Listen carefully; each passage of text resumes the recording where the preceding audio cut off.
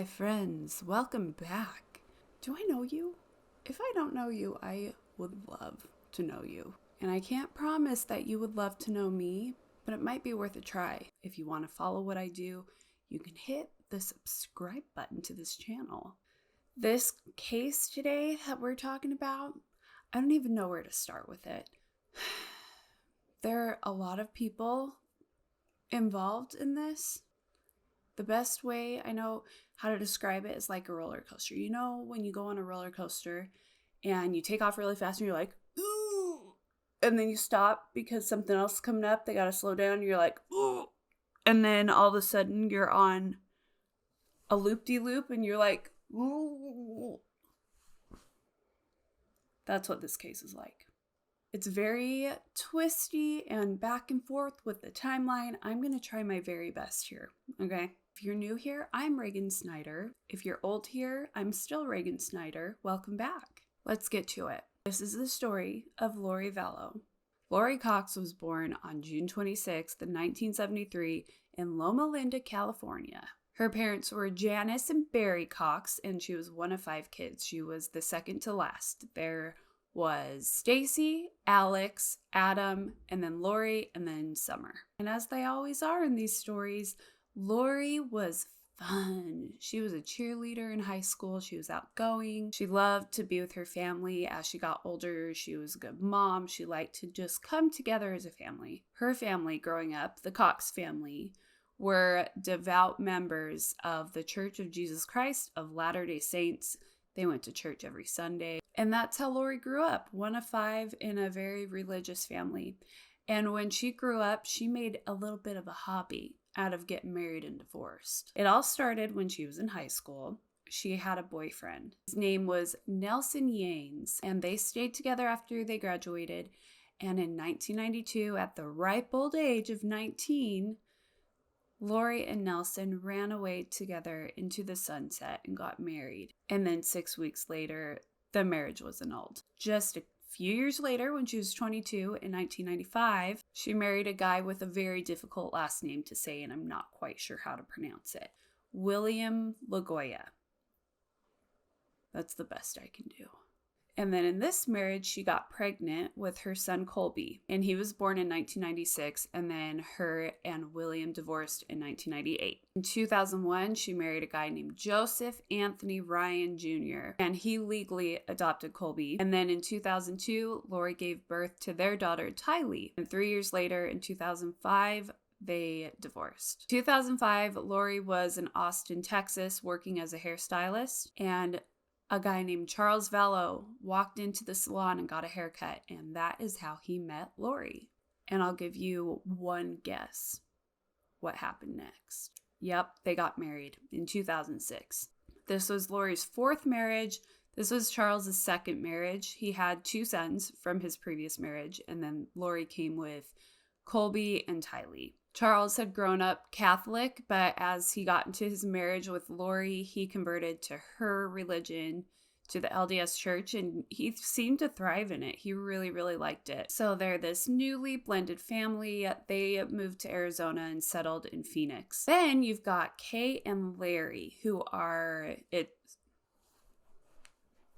Charles is Kay's brother. Okay, so that's how they're linked.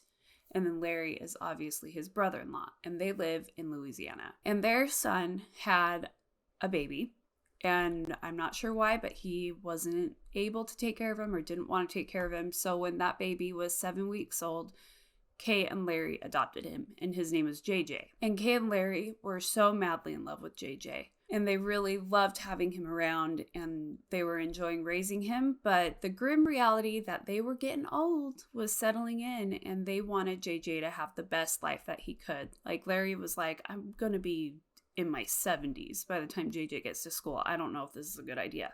So when JJ was 2 years old in 2014, Charles and Lori offered to adopt him. And Kay and Larry had been thinking about this, and they felt like it would be a good fit because Charles and Lori were a lot younger than them. They had younger kids, and it just seemed to be a good fit, and it felt like the right thing to do, and so that's what they did. Tylee, she's a full 10 years older than JJ, and the two of them had a really special relationship. She was kind of like a second mama to him. She was really protective of him. They just really loved each other. Oh, I have a brother that's 10 years younger than me, and we're really close. It reminds me of that time that I went off to college and he ugly cried and had to miss school. He was 8 or 9. He had to miss school because he couldn't stop ugly crying. Really special. So now JJ is being raised by Charles and Lori, and he seemed to be thriving. The family looked like a picture perfect family. But in 2018, the marriage started to fall apart a little bit because Lori was acting weird. She was doing weird things. She was saying weird things. She developed this obsession with the end of the world. Around this time, Charles had been gone on business. He was in Texas. They live in Arizona. He was in Texas on business, and while he was there, Lori somehow canceled his flight. So he had to find a way home, figure out a new flight or whatever. When he got home, there was nobody there. And Lori wasn't picking up her calls. He was locked out of the house. And so he ended up calling police to help him. So they came out, they helped him get into the house. And when he did get into the house, he saw that all of his clothes, all his belongings were just gone. He also discovered that Lori had taken out $35,000 out of his business account.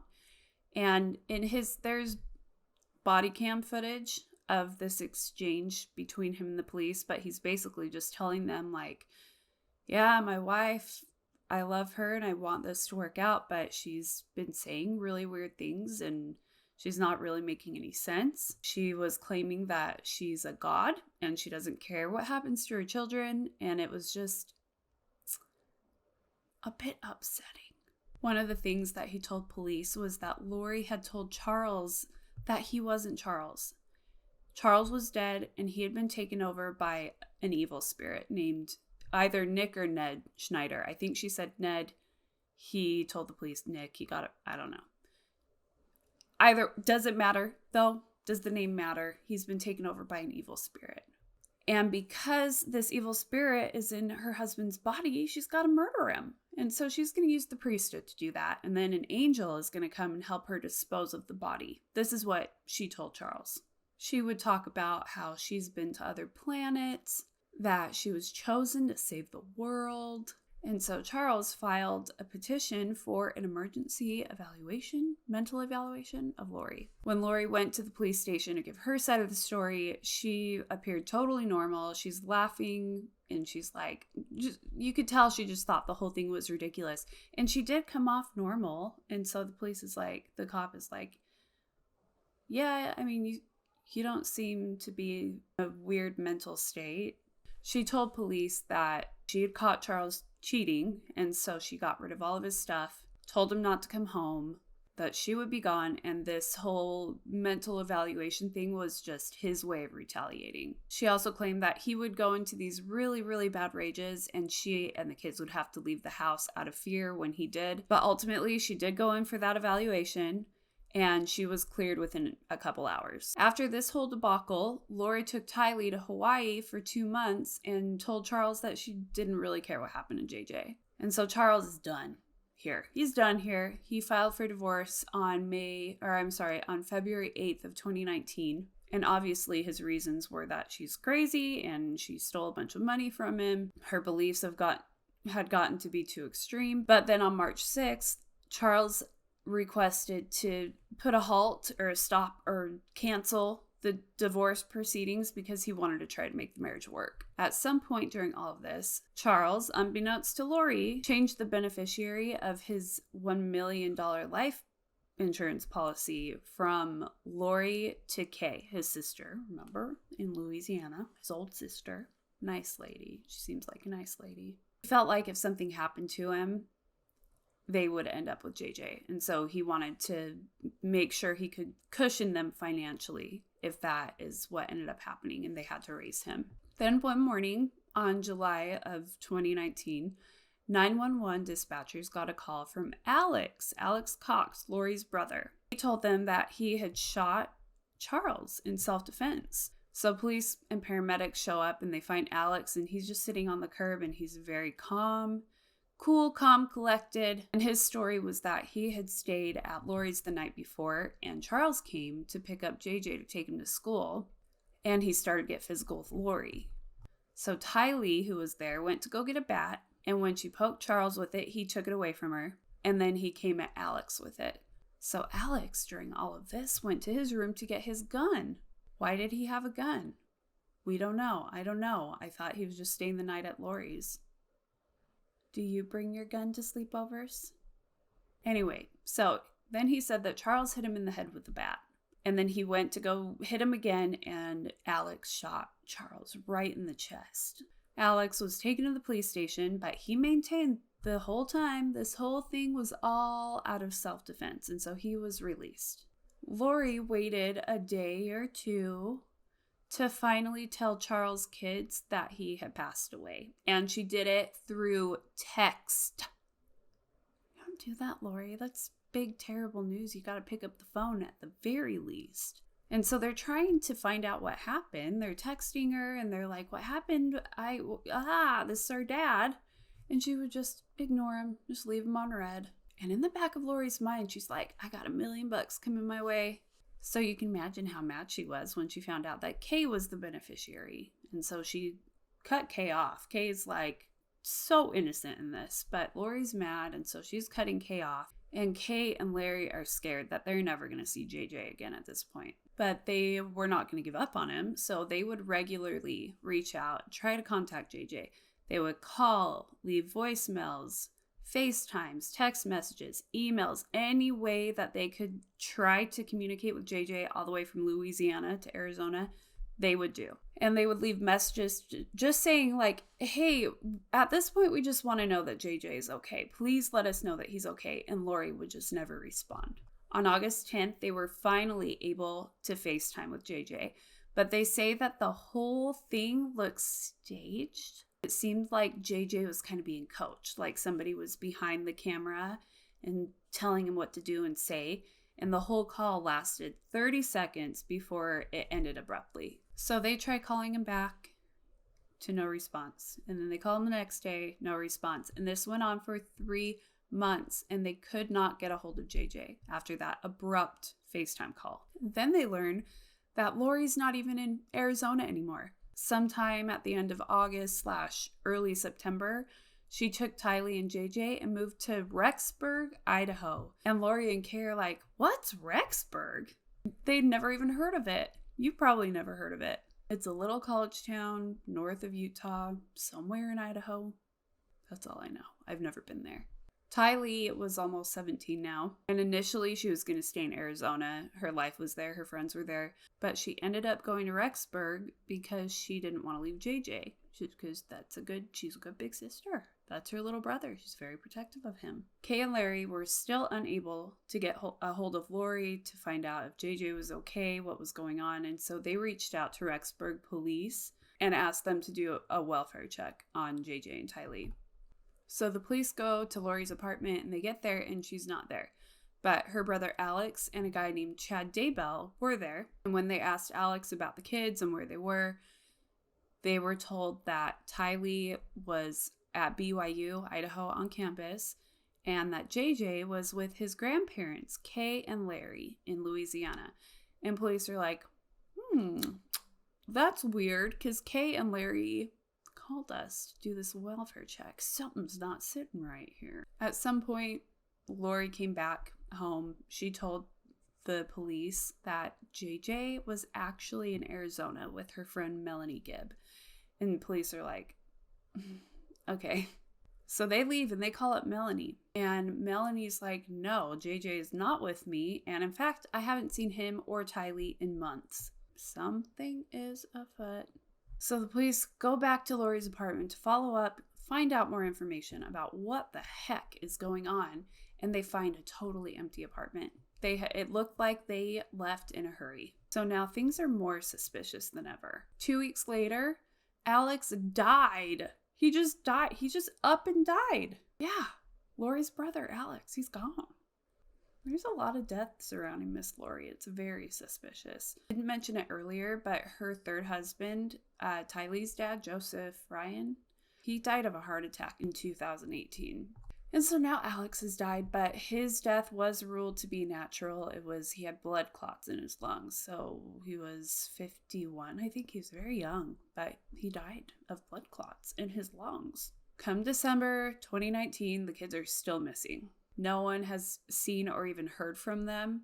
And so on December 24th, Rexburg officials do a press release stating that Tylee and JJ are missing. They are officially missing and they're thought to be in danger. So keep an eye out for these kids. And Kay and Larry are just worried sick back in Louisiana. They're doing everything that they can. They're going back and forth between Rexburg and Louisiana, trying to just be involved and help the police as much as they can. And after the Rexburg officials did their press release, Kay and Larry made a public plea offering $20,000 to anybody who could give them information that would lead to Tylee and JJ. And the case ended up going national. It was all over the place. It was spreading like wildfire. And things just kept getting weirder and making less and less sense and getting very, very suspicious.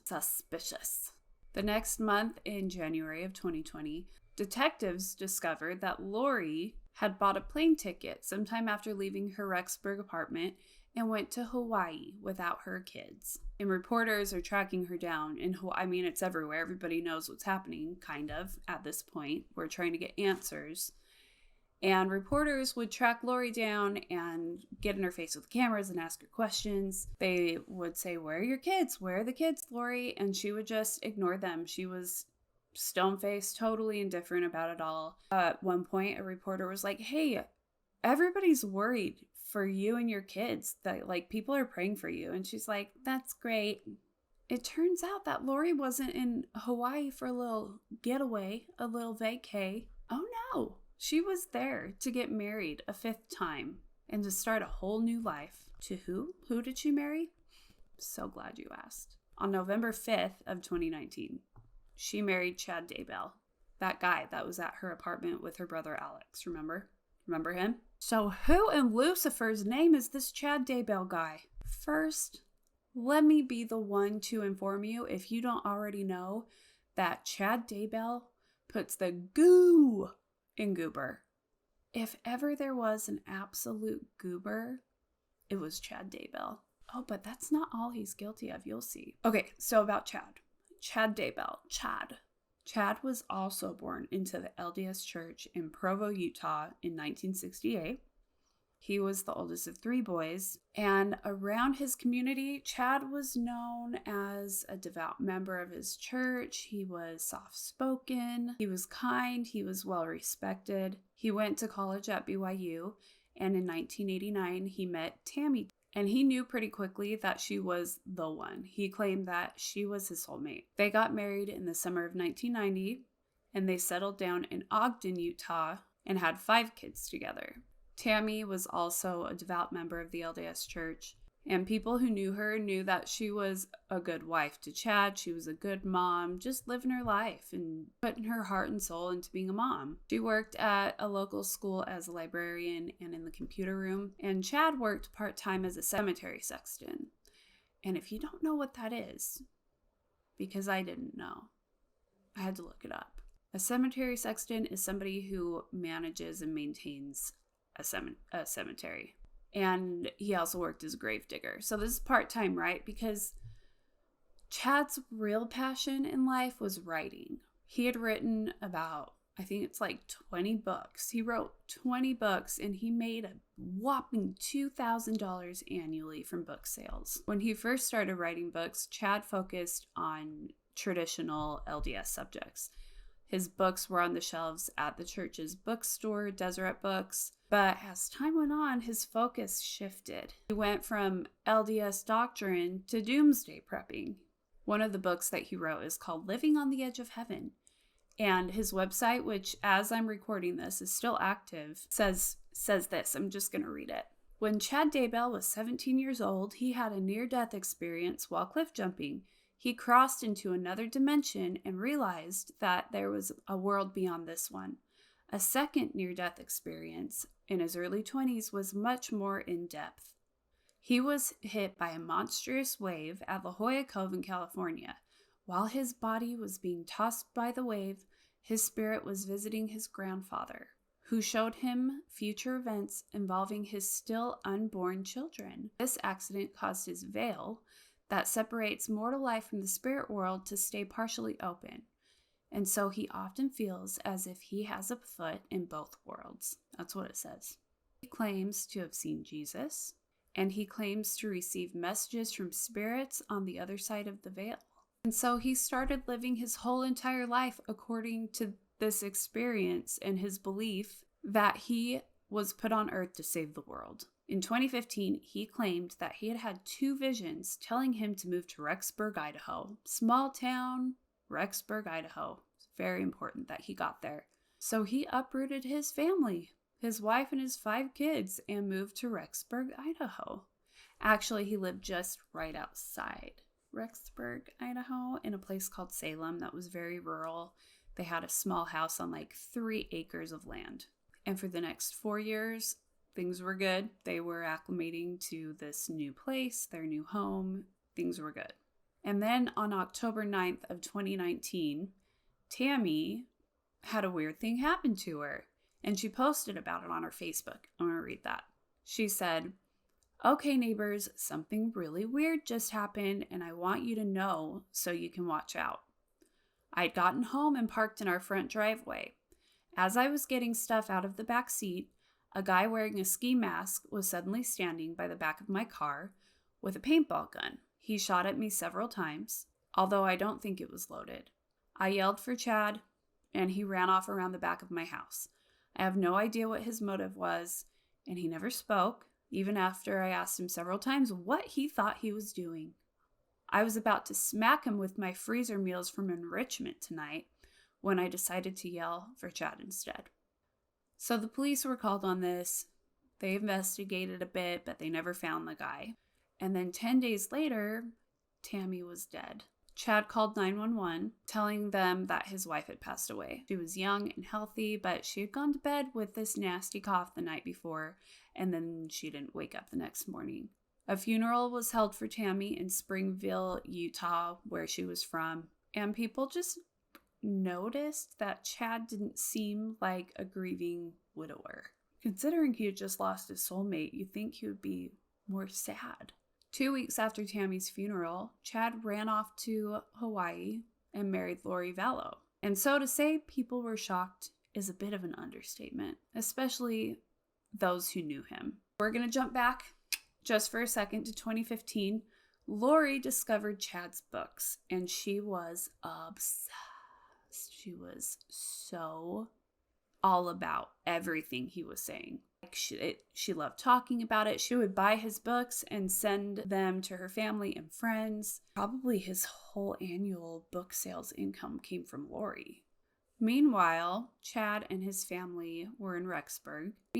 Chad was living with his family in Rexburg and doomsday prepping. He would go to these doomsday conferences, and at one of them, he was asked to be a speaker. The conference was called Preparing a People. Preparing a People. So we're going to 2018 now. Lori went to one of these conferences, and it was here that she was introduced to Chad, and she is a fangirl. At this point, she loves her some Chad Daybell. She loves what he's all about. And after this conference, they decided they're going to keep in touch. She's still married to Charles. He's still married to Tammy, but they had this whole text affair going on. And Lori had already been talking about weird stuff, like how she thought she was a god and she'd been to other planets. All of this intensified and grew after she met Chad Daybell. Her nephew Zach was living with her and Charles around this time, and he'll tell you, he witnessed some erratic behavior coming from Lori. She would say things like there's spirits walking around the house and she could see them. One time, she saw the devil himself got into a screaming match with him. She's like, "No, this is my house." And the devil's like, "I can go where I want." He's like hell you can. He's like, "Don't tell me what to do," except screaming. Zach said that there was one time in 2018 where Charles and JJ were out of town, and he came home to find a bunch of people at the house. There were like 30 or 40 cars just lined down the street, and they're all at the house he was staying at, Lori's house. And when he walked in, they were having like this conference type thing. Like people were sitting and watching this person talk and speak on something. And when he walked in the room, the speaker stopped talking and looked at Zach, and then everybody turned and just stared at him and didn't say anything. It was like dead silent in there. And Zach's like, he probably just turned and left. I think that's what I would do. He just backed out of there real quick. So all of this weird behavior from Lori put a massive strain on her marriage to Charles. And then it all finally came to a head in 2019. And now Lori is married to her fifth love of her life, Chad, and they're living in Hawaii and just doing their best thing without any kids. Like, where are Chad's kids now? I don't know where Chad's kids are at this point, but they're not missing. So now Kauai police are getting involved in the whole situation. They issue a search warrant on Lori and Chad's condo. And when they went inside, there was nothing indicating that Tylee or JJ had ever been there, had lived there, nothing. But when they searched their car, they had a rental car, and inside there was JJ's iPad and Tylee's ATM card, and both of their birth certificates. Larry and Kay are still heavily involved in trying to find them, and they're holding on to hope the best they can, but that hope is starting to fade at this point. They're hoping that Lori just has them hidden away somewhere and won't tell anybody, but their hope's kind of fading at this point. Madison County Court in Idaho issued an order to Lori to show up with the kids in 5 days to prove that they're okay. Like, let's put an end to this madness. Where are the kids? Just show us the kids. If she didn't do this, she would be held in contempt. So 5 days from that point would be January 30th, 2020. And January 30th came, and it went, and Lori just didn't show up. She couldn't be bothered. She's in Hawaii. She's getting a tan. She's drinking pina coladas with her new sexy doomsday prepping man. Can a girl be left alone? It has now been 5 months since the kids went missing. Now we've got police from Arizona, Hawaii, Utah, and Idaho looking for these kids. On March 5th of 2020, investigators got into Lori's iCloud account. In there, they found a photo of JJ and Tylee with Lori and Alex at Yellowstone National Park, and it had been taken on September 8th of 2019. So they go to check out surveillance footage of the park, and there was footage of them entering the park, but the exit didn't have any cameras, unfortunately. But that was the last time anybody saw Tylee. But JJ had been seen after the Yellowstone trip. He had play dates with, I think, the next door neighbor throughout September, and Lori enrolled him in school in Rexburg that same month. But that was short-lived. Lori ended up withdrawing JJ from school and told them that she was going to homeschool him. She also hired a nanny to look after him, but this didn't last long either because the nanny got a text or something, and she's like, we don't need your services anymore. JJ's gonna go and live with his grandparents in Louisiana. So Kay and Larry. The last time anybody saw JJ was September 23rd, 2019. A month after Lori refused to show up for this court-mandated appearance to produce the kids, she was arrested in Hawaii on a $5 million bond, and she was extradited to Idaho. When she touched down in Idaho, she was escorted directly to jail, and there are tons of people there to watch the whole thing go down. They want to see Lori Vallow in person. They got to see this crazy bee for themselves. And Kay and Larry, they were there too. And so there's like hundreds of people, right? And they're all standing around and waiting for Lori to show up, and they never got to see her because they had a secret entrance that they let her into. It's now been 6 months since the kids went missing.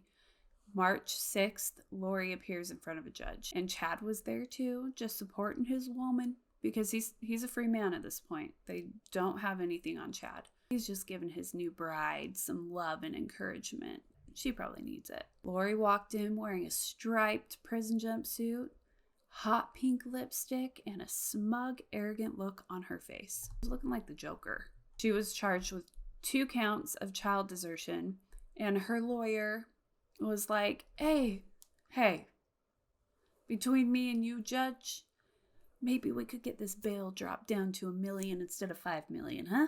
What, so Chad can make 10-cent payments on it with his 2,000 book dollars? It's all the same. 5 million versus $1 million. They can't afford it. And so the judge humored him, I guess, and was like, okay, and dropped her bail down to $1 million. So she's still stuck in jail. Investigators went and looked at Alex's phone data, his cell phone data, and this is where the big break came. They found that around 9:55 the morning of September 3rd, Alex had been on Chad Daybell's property, like at the edge, because it's a big property. Remember, it's like 3 acres. So they went ahead and they looked at the frequency of his visits to the Daybell property throughout the month of September. On September 6th, he had been there for 11 minutes. On September 9th, which was the day after Tylee was last seen, he had been there for 2.5 hours. And then on September 25th, he had been there for 17 minutes. This was enough to get a warrant to search Chad's property. And on the morning of June 9th, 2020, they showed up and raided his house and his backyard. And there's nothing Chad can do, so he's just sitting in his car. Got a call from Lori in jail, and he's like, hey, they're searching the property. And she's like, okay, well, we'll see what happens. Is there anything I can do for you, sweetie? And he's like, no, I'll keep you posted. Thank you for calling. So Chad's watching them dig up his backyard, and they found 2 sets of human remains. And when Chad saw this happen, he took off in his car, and he didn't get very far. He was pulled over and taken into custody, and he was charged with 2 counts of concealment, destruction, or altercation of evidence. Kay and Larry were at their home in Louisiana during this search, and police and investigators are just keeping them up to date at this point. And they got the call that they had been dreading, that they'd found 2 bodies on Chad's property. So they got on a flight and got to Rexburg by the next day. They were tasked with the really, really awful job of identifying JJ's body. But of course, they're not in a mental state to be doing this. And Larry, on top of that, was having real bad vertigo. And then Brandon Boudreaux showed up. Brandon was married to Lori's niece, Melanie. But Melanie had kind of done the same thing that Lori did, from what I understand. Like, she was involved with culty, weird doomsday stuff. And she and Brandon ended up getting divorced. Brandon, at this point, was remarried. He was living in Arizona, and he'd become close to Kay and Larry, especially through all of this. And during all of this, with them finding the bodies and everything going on, he just got this really strong feeling that he just needed to be with Kay and Larry right now. So he and his wife drove the 12 hours from Arizona to Rexburg to be with them. When he got there, they hugged, and they were so happy to see him, and he insisted that he be the one to go identify JJ's remains. And Larry had a hard time with it because he felt like, it should be him. He doesn't want to let JJ down, but ultimately he was not in a place to do it. Brandon wanted to do that for them so that they didn't have to, and so he did. So Brandon, right, he's married to Lori's crazy niece. He also had a scary experience, kind of like Tammy, but a little bit worse. It was, I think, a week before what happened to Tammy. It was October 2nd of 2019. So yeah, a week before Tammy was shot at with a paintball gun. He had just gotten home from the gym that night, and there was a car parked outside of his house. And as he got out of his car, whoever was in that car shot at him and barely missed his head. And I'm assuming they took off. And Brandon saw what kind of car it was. It was a gray Jeep Wrangler, just like the one that Tylee used to drive. It was registered to Charles Vallow.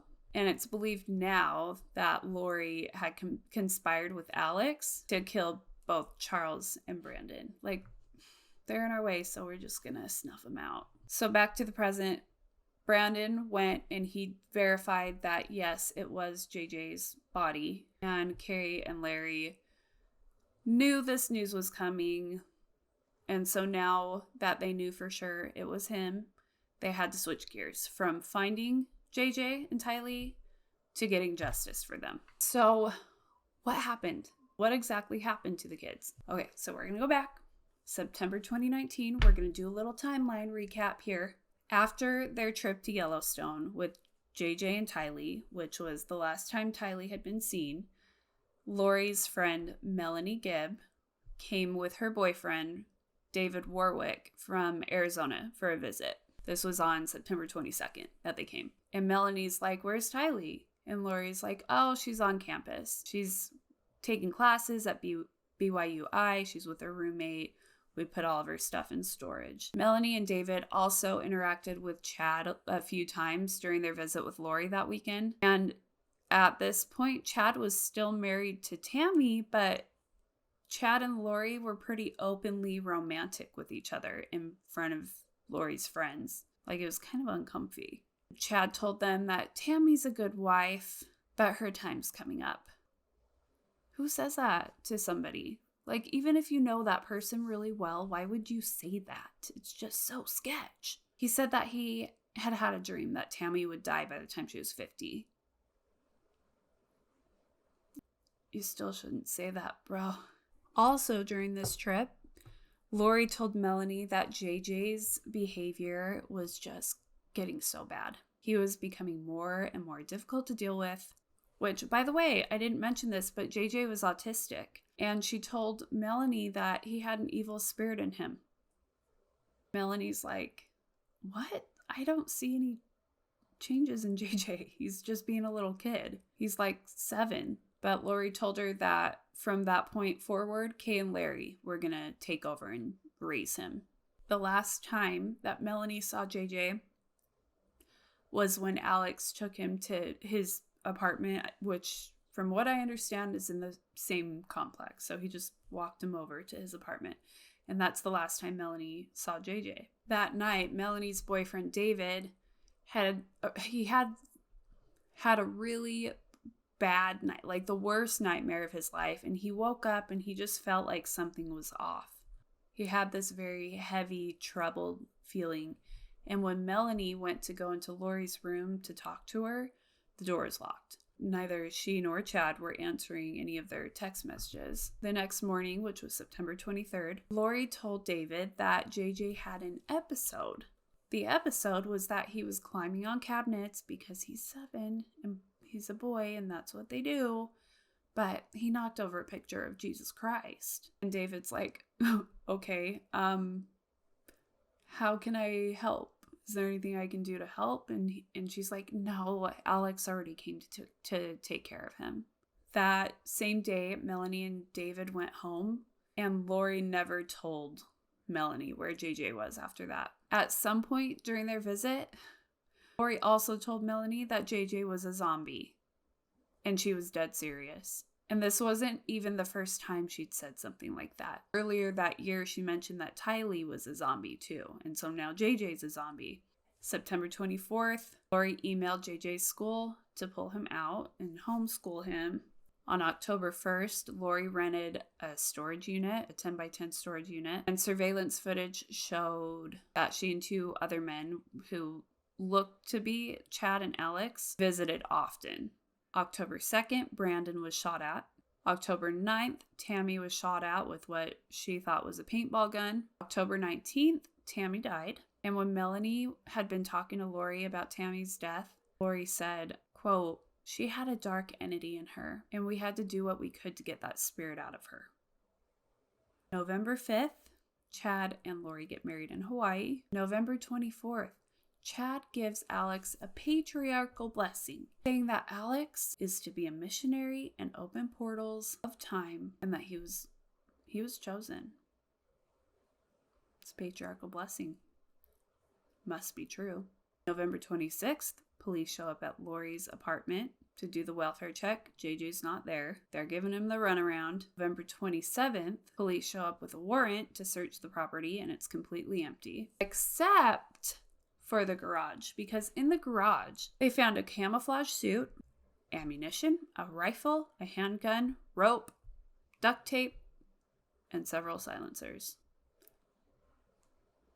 It's a serial killer's playground in that garage. They tried to call Lori and Chad, but their phones were off. December 1st, Chad and Lori fly to Hawaii without the kids. December 6th, Melanie calls Rexburg police and tells them that Lori and Chad called her on November 26th and asked them to lie about JJ's whereabouts. On December 11th, Tammy's body had been exhumed and an autopsy showed that she, quote, died at the hands of another and died of asphyxiation. Alex told his wife, Salima, that he thought he was being their fall guy, is what he said, and when she asked him about it, he wouldn't say anything else. He just left it at that. December 12th, Alex passes away. January 25th, 2020, Kauai police serve Lori with a notice that she must produce Tylee and JJ to the Idaho Department of Health and Welfare in 5 days. January 30th, Lori misses the deadline. February 20th, Lori is arrested in Hawaii. March 5th, she's extradited to Rexburg, or to Idaho. May 8th, Alex's autopsy shows that he died naturally of blood clots in his lungs. June 9th, Tylee and JJ's remains are discovered. Tylee's manner of death was homicide, but her cause of death was undetermined. Her body had been dismembered and burned. JJ had been wrapped in plastic and bound by duct tape, and his cause of death was asphyxiation. All of this to basically just let you know that Lori and Chad were out of their minds and ultimately did the unthinkable because they're the chosen ones and they're saving humanity. Do you feel saved? Do you feel lifted? Do you feel Jesus' light in you now? Lori and Chad, they did it for you. On July 31st of 2023, Lori was sentenced to 5 life sentences in prison. And her statement at her trial was laced with all sorts of scriptures and bogus ideas and beliefs, and including the idea that her deceased children approved of all of this. And Chad, his trial's on April 1st, 2024. I gotta say, before I go, reading all of this is kind of a bit of a deja vu because I know somebody who did weird stuff like this, like left their family to go be with somebody else's wife because they had visions together. No murder so far, thankfully, but it's all very reminiscent. Thank you for watching. If you want to see more of my YouTube stuff, you can subscribe and hit the notification button. You can also check out my podcast, Where We Get Podcasts, The Story Of by Reagan Snyder, where I have stories that are not up on here. If you want to contact me. Check out my Instagram. Send me a DM. Slide in. My handle is @TheStoryOfPod. I will leave a link below. Until next time, take care of yourself, and I will see you later.